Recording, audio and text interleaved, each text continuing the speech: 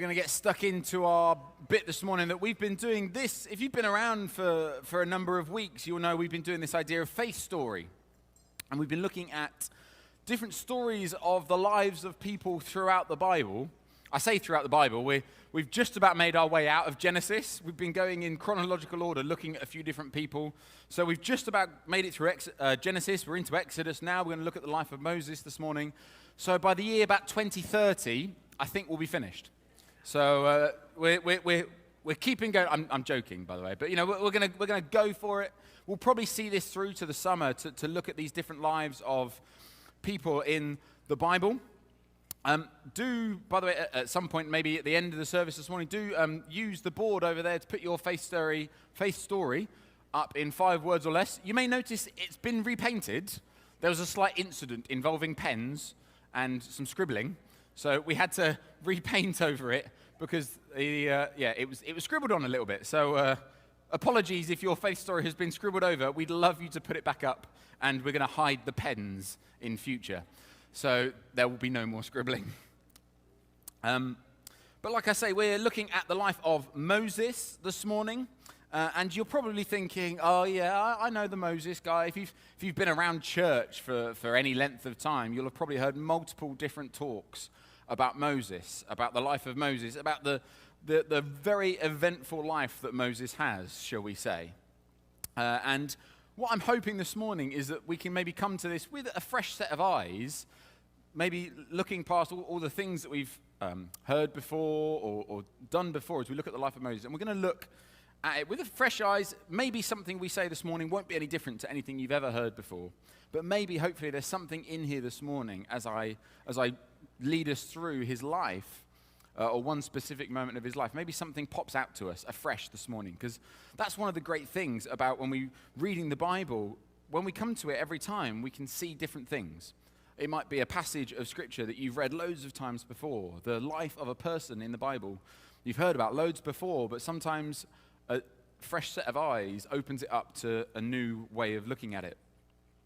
So we're looking at the life of Moses, and I've called it the desert of development. Okay, so we're looking at Moses, his desert of development.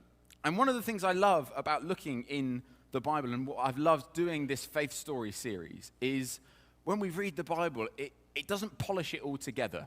These aren't the kind of fairy tale stories where so-and-so is born, let's take Moses, for example. He's born as a prince and then has a bit of a bumpy ride, and then all is good. We don't always get the happy ending of some stories with people in the Bible. It doesn't just, take away all those bad bits. It leaves it in. When we look at the life of some of the people in the Bible, we see it, warts and all. We see the struggles they go through, the predicaments, to be honest, they put themselves into, or the things that happen to them. We see all of their life, the warts and all kind of moments of their lives. And we can take comfort from that, knowing that my life isn't perfect. But if I look at the life of those in the Bible, theirs wasn't either. And what can I learn? What can I gain from reading about their life? What can God speak to me through their story? So we're not going to look at all of Moses' life. There's just a few too many chapters for us to be looking at this morning. But what we're going to do is we're going to look at two-ish specific moments in his life across 2 chapters. So if you want to follow along with us, if you've got a Bible, paper Bible, or you've got your phone, or whatever it is that you want to use, grab that out. We're going to start in Exodus chapter 2, towards the middle of Exodus chapter 2. And then we're going to skip ahead to chapter 3. But we pick this up in Exodus chapter 2, verse 11 to 15. I'm going to read it here. It says, "One day, after Moses had grown up, he went out to where his people were and watched them at their hard labor. He saw an Egyptian beating a Hebrew, one of his own people. Looking this way and that, seeing no one, he killed the Egyptian and hid him in the sand. The next day he went out and saw 2 Hebrews fighting. He asked the one in the wrong, 'Why are you hitting your fellow Hebrew?' The man said, 'Who made you ruler and judge over us? Are you thinking of killing me as you killed the Egyptian?' Then Moses was afraid and thought, 'What I did must have become known.' When Pharaoh heard of this, he tried to kill Moses. But Moses fled from Pharaoh and went to live in Midian. where he sat down by a well. Okay, and then we jump ahead to chapter 3, and we're going to read that first bit of chapter 3 together. Now Moses was tending to the flock of Jethro, his father-in-law. So the interim time there, what we've missed out is that he marries a woman, the daughter of a Midianite priest, and he becomes essentially a shepherd kind of person. And so he's tending to the flock of Jethro, his father-in-law. Note to self, people, getting good with the father-in-law will do you well in life. So there's a life lesson there already. And he led the flock to the far side of the wilderness and came to Horeb, the mountain of God. There the angel of the Lord appeared to him in flames of fire from within a bush. Moses saw that though the bush was on fire, it did not burn up. So Moses thought, I will go over and see this strange sight. Why does the bush not burn up? When the Lord saw that he had gone over to look, God called to him from within the bush, Moses, Moses. And Moses said, Here I am. Do not come any closer, God said. Take off your sandals, for the place where you are standing is holy ground. Then he said, I am the God of your father, the God of Abraham, the God of Isaac, and the God of Jacob. At this, Moses hid his face because he was afraid to look at God. The Lord said, I have indeed seen the misery of my people in Egypt. I have heard them crying out because of their slave drivers, and I am concerned about their suffering. So I've come down to rescue them from the hand of the Egyptians and to bring them out of the land into a good and spacious land, a land flowing with milk and honey, the home of the Canaanites, Hittites, Amorites, Perizzites, Hivites, and Jebusites. And now the cry of the Israelites has reached me, and I have seen the way the Egyptians are oppressing them. So now go. I am sending you to Pharaoh to bring my people, the Israelites, out of Egypt. But Moses said to God, Who am I that I should go to Pharaoh and bring the Israelites out of Egypt? And God said, I will be with you. And this will be the sign to you that it is I who have sent you. When you have brought the people out of Egypt, you will worship God on this mountain. Moses said to God, Suppose I go to the Israelites and say to them, The God of your father has sent me to you. And they ask me, What is his name? Then what shall I tell them? God said to Moses, I am who I am. What a statement that is. I am who I am. This is what you are to say to the Israelites. I am has sent me to you. God also said to Moses, Say to the Israelites, The Lord, the God of your fathers, the God of Abraham, the God of Isaac, the God of Jacob, has sent me to you. This is my name forever, the name you shall call me from generation to generation. Okay. So there's quite a bit to read there. There's a lot going on. But we're going to break it down. We're going to take a bit of a look at it and try and see for ourselves what can we learn from this moment in Moses' life. And the first question, I don't know what comes to mind to you when you read this part of Scripture. One of the things I like to try and do is I read something and go, what's standing out to me? What's jumping out? And the first thing I find here is, how on earth has Moses got himself into this situation? He's gone from being the prince of Egypt to an old man in the desert. As a book that I was reading really well put it, it said he went from dining with heads of state to counting heads of sheep. He's gone from he had everything he could have possibly wanted, the prince of Egypt. And now he finds himself pretty much alone in the wild, walking sheep for a living. That one moment has had a very dramatic impact on the rest of Moses' life. He kills the Egyptian and runs away into the desert. And a fair amount of time goes by. We're told it's 40 years goes by. 40 years later. Can you imagine that? 40 years. We're told that he's about 40 when this happens, and 40 years go by. Suddenly, it's like he's had two lives, the life of Egyptian Moses and now the life of desert Moses. It's like a whole new life that he's had. That's a fair amount of time to be walking sheep. Bit of language thing for us if you want to learn a new word this morning. If we look at it in Greek, this word desert is translated to eremos, which kind of, we translate it desolate or lonesome. And if you take a look at it in the Hebrew, it's wilderness or uninhabited.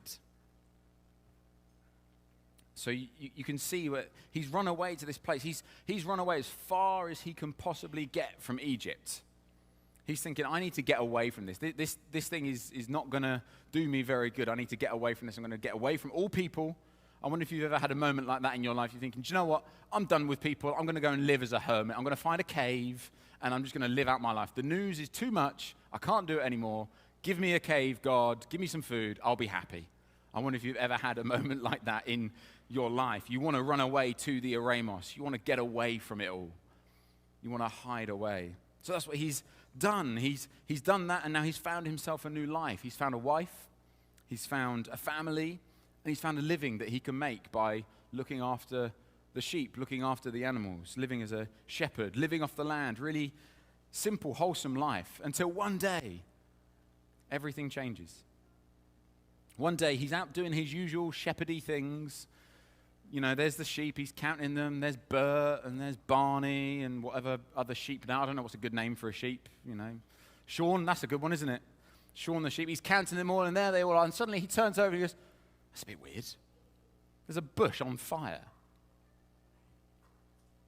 This is a tree, but it's kind of the same thing. But there's this bush on fire, and he turns around and he's like, that's really weird. I'm going to go and have a look at that. And little does Moses know that this moment in his life, when he sees this bush on fire, and he goes, oh, that's interesting. I'll go and have a look at that. One of the first pyromaniacs ever recorded in the Bible. And he goes over to it. Little does he know that his life is about to change dramatically from this one simple moment. His life is probably never going to be the same again after going and looking at this bush that's on fire. Because he looks at it, and we see in the passage there, he goes, oh, it's weird, it's on fire, but it's not like burning to a crisp. Normally what fire does is it burns things to a crisp. Why is that happening? And I wonder, if Moses' situation was any way different, would he have noticed? If his life was different in any other way, if he wasn't the wilderness Moses, walking around just counting sheep for a living, if he was busy running all the errands that maybe you and I do, if he was running from here today, he had to go and get the shopping, and then he had to go and do this, and then he was off to doing that, I wonder whether he would have noticed the bush or not. What about you? What about us? I wonder, have you ever had a burning bush kind of moment in your life? Or maybe you've been just a little bit too busy, if we're honest. I know I can be very, very busy, probably too busy to notice. It's easy to miss these moments in our lives. And I just want to read a little bit of this book to us. It's called Strengthening the Soul of Your Leadership. And the author, Ruth Haley Barton, she's done some amazing books on solitude and silence and retreat and getting away from it all. And she looks at the life of Moses in this book, and I'm going to read a little bit of it to us. Many of us are choosing to live lives that do not set us up to pay attention, to notice those places where God is at work, and to ask ourselves what these things mean. We long for a word from the Lord, but somehow we've been suckered into believing that the pace we keep is what life requires. I wonder if you feel that in your life. The pace of life, the pace that you're keeping is what life is requiring from you. Sometimes we think, I'd love to slow down a little bit. I'd love to work 4 days a week, not 5. But how am I going to get it all done? We often use that phrase, don't we? There's just not enough hours in the day.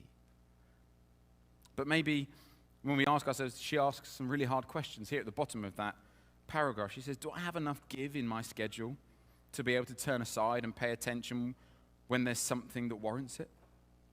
Could it be because I'm moving so fast that I don't have time to turn aside and look? Do I have mechanisms in my life that create space for paying attention so that I don't miss the places where God himself is trying to communicate with me? Some really hard-hitting questions there. And we see in the New Testament, that, we've just had Easter Sunday, and we see in the New Testament there's some of his followers are on the road to Emmaus, and Jesus himself comes alongside and walks along with them. And at first, they don't notice this. This is a burning bush moment on offer to them here, but they don't recognize him. They think he's some kind of whack job who, where have you been recently? How do you not know what has just happened? We have just lived through a seismic event moment, and you're asking, oh, what was that then? But eventually, we see the penny drops in them, and they notice that it's Jesus. They have a penny drop. They have that burning bush moment. They're able to pay attention, and we see that this feeling they have within them, that something grows as they're talking to him, as they're walking with him. And this is what we read in Luke's gospel. They say this, they said to each other, didn't our hearts burn within us as he talked with us on the road and explained the scriptures to us? So we see they had this moment, and eventually the penny drops. Eventually they go, yeah, that made total sense. I thought something was similar about this guy. I thought there was something about him. And I wonder what if life is full of these burning bush kind of moments, but we're just a little bit too busy to notice them. Ruth Haley Barton in her book goes on to say, all of us have burning bushes in our lives, places that shimmer with grace, alerting us to the possibility that God is at work doing something that we could not have predicted. All of us have burning bushes in our lives. Just think about that for a moment. All of us have opportunities around us in our lives where God may be trying to speak to us, but maybe we're just too busy to notice. Other things have got our attention.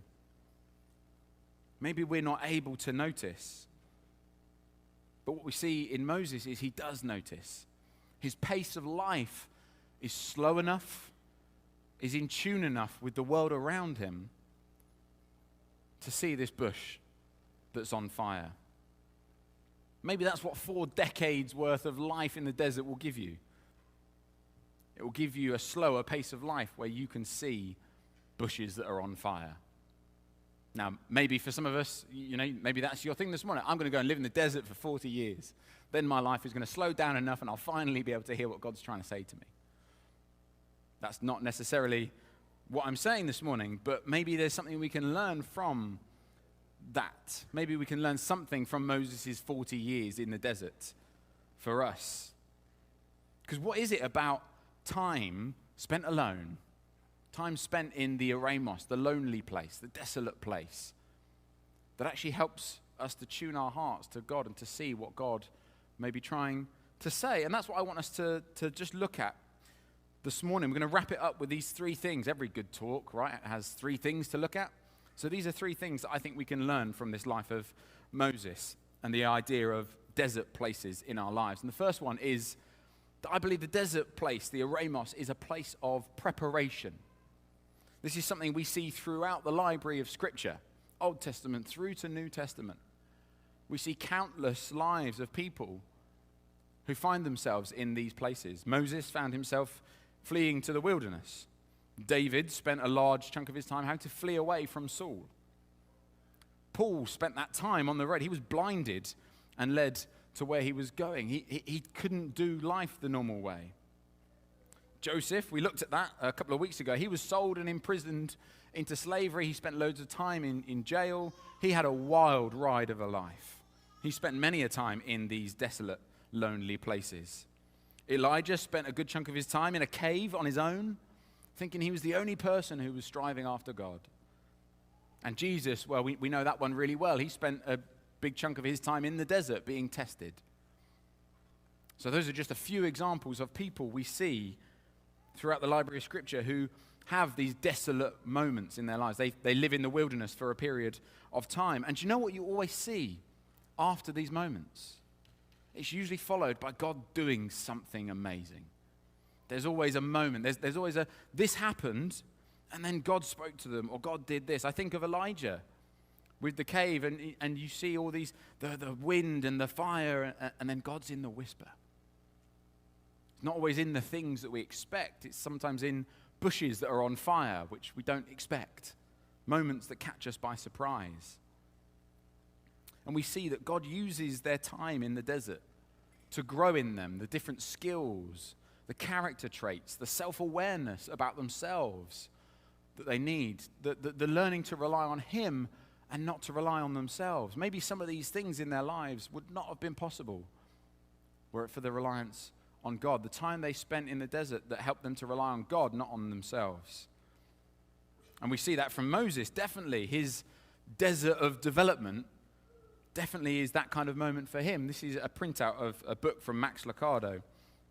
And he says this. He said, what did he learn in the desert that he didn't learn in Egypt? The ways of the desert, for one. 40-year-old Moses was a city boy. 80-year-old Moses knows the name of every snake and the location of every watering hole in the desert. If he's going to go and lead thousands of Hebrews into the wilderness, then he better know a little bit of Desert Life Basics 101. Family dynamics, for another. If he's going to be traveling with families for 40 years, it might help to understand how they work.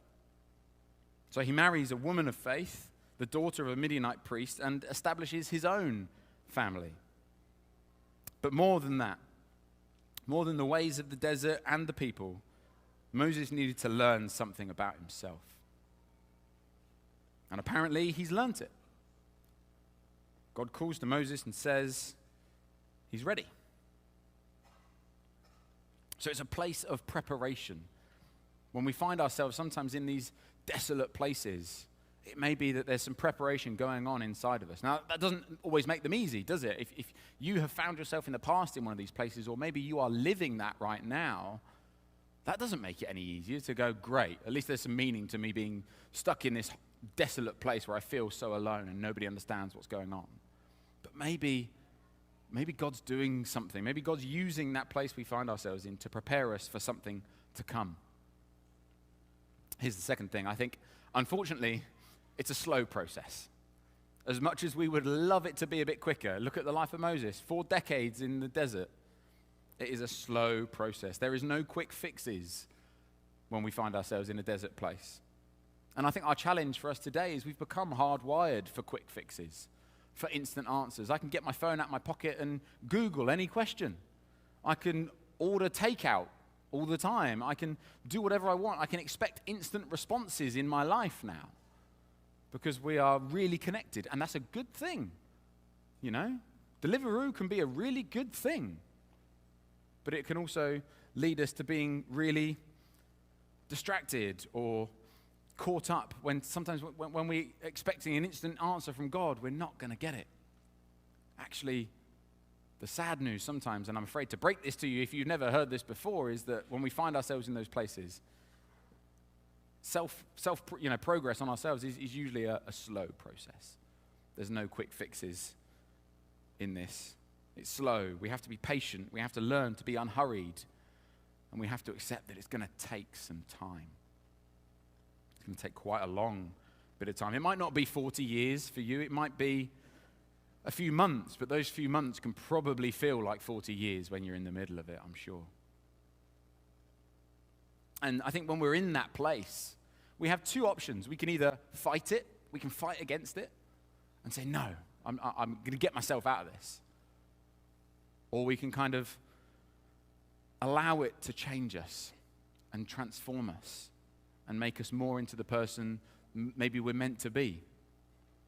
And unfortunately, that is a slow process. Moses knows that from his 4 decades spent in the wilderness. And if this is you, then you probably already know a little bit of this right now because you're living it and experiencing it, and you know this is a slow process. Maybe you've been there for some months, some years. You know that this is a slow process. But my encouragement to you, if you find yourself in that place, is to know that you are not alone in that place. Although it is slow, although it is probably really hard, not just at times, probably for the majority of the time, we are promised that God is with us throughout it all. And hopefully for you, it's not going to be 40 years in the desert like it was for Moses. Third thing, it's a place where we find God. We see that from Moses' life. We see that from the life of a lot of these people who find themselves in these eremos places, these desert places. It's a place where we find God. We see from Jesus' life, Jesus regularly withdraws away from crowds, away from the busyness, away from the hustle and bustle of life. And We read in multiple different locations in the Bible, in the Gospels, that Jesus often withdrew to lonely places. He went away and prayed. And what we see is usually those moments are preceded by him doing a miracle or doing something amazing, something incredible. Because he knows his own frailty. He is human. He knew, I need to get myself away. I need to spend time alone with the Father. I need to go and work on myself a little bit. I need to be prepared. That's why he went away. There's 40 days and nights in the wilderness. He willingly went into those places as well. That's something incredible for us to notice. He didn't just accept them when life threw them at him. He went on his own accord. And he said, I need to get away from this. He knew the importance of time spent alone with God in the quiet. And I think sometimes we can often think that these wilderness places in our lives are just always bad. They're always a bad thing. They're an unwelcome thing in our lives. We feel lonely, we feel isolated. But what if actually it's a place of opportunity for us as well, that we can willingly choose to go into, to spend time alone with God, to hear from God, to be transformed, to be renewed, to be refreshed. That's what retreat is at the end of the day. We sometimes, regularly here at church, we have good rhythms and we make sure that we take ourselves away because we know we need it. We need those patterns of retreat, those patterns of getting away from things, to find God with no distractions, to retreat away for a shorter period of time, not for 40 years, but to get away for a day, overnight, a couple of days, to be renewed, to work on ourselves as much as trying to find God as well. They can be a place where we expect to find God, not just hope that we might, but we know I'm going away into this place and I'm expecting that I'm going to find God because I'm going to slow down my life. I'm going to slow everything down. I'm going to get rid of my distractions so that I can see the burning bushes around me. Because it's only by doing that that sometimes we can see them. If we're too fast, too hurried, we're probably not going to be able to do it. It was about this time last year, Gareth will love me mentioning this, it was about this time last year, after about a year or two of him and John beating me down of trying to get me to go on this thing called XCC, that I went away on one. And some of the men here, they went a few years away, they went on one, and they got very, very wet. And they're called extreme character challenges. They're like what do they call it? They call it a wilderness adventure for men. It's 72 hours. You willingly give up all your devices, you give up your phone, you give up all your personal rights to your own safety, and let these lunatics, lead you around in some Scottish mountain somewhere, tell you to go here and do this and do that. And the idea is you go because actually I'm after something in life. There's got to be more to life than what I'm experiencing. And what we find on those experiences is that men's lives are dramatically changed and transformed. Something happens when we're away because what we've said, I'm going to give up my watch, I'm going to give up my phone, I'm going to give up knowing what time of day it is, I'm going to give up control. And I'm going to choose to follow, and I'm going to choose to send myself into that place and see what God wants to say. See where God might be. Where might there be a burning bush as I do that? I think it's about sometimes in our lives willingly choosing to go into the wilderness. And that's a scary thought. Willingly choosing to say, no, I'm going to give up control. I'm going to give up my safety for a period of time